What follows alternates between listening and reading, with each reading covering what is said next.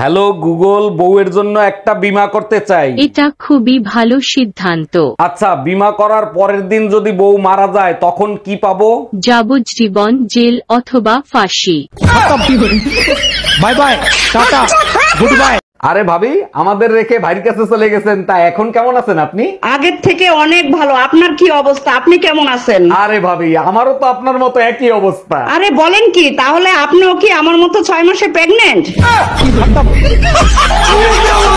আরে ভাবি, কি হয়েছে? মন খারাপ কেন? আর বললেন না ভাই, সকাল থেকে ভুরু লাফাচ্ছে, মনে হয় খারাপ কিছু হবে। সব কুসংস্কার। আপনারা দেখলে আমারও তো লাফায়। আমার কিছু হয়েছে? বলেন কি, আপনারও ভুরু লাফায় নাকি? আরে না, আমার টুনটুনি লাফায়।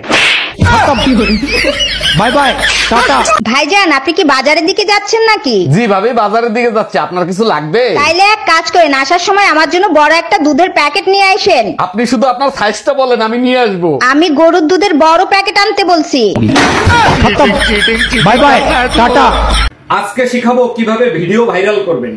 প্রথমেই আমাকে ফলো করবেন, তারপর একটা লাইক দিবেন, সুন্দর একটা কমেন্টস করবেন, 15 জনের কাছে শেয়ার করবেন, দেখবেন আমার ভিডিও ভাইরাল হয়ে গেছে। জাররুমি করার জায়গা পাও না, পাশার সামরা শুরুই হলাম।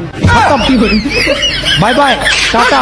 নেক্সট পেশেন্ট কে আছেন? তাড়াতাড়ি আসেন। ডাক্তার, আমার হাজবেন্ডের কি অবস্থা? উনি বাঁচবে তো? আমি খুব টেনশনে আছি। দেখেন, আপনি একদম টেনশন করবেন না। অপারেশন করলে আপনার হাজবেন্ড একদম ঠিক হয়ে যাবে। ওইটাই তো বড় টেনশন। আমার হাজবেন্ডের নামে 1 কোটি টাকা লাইফ ইন্সুরেন্স করা আছে।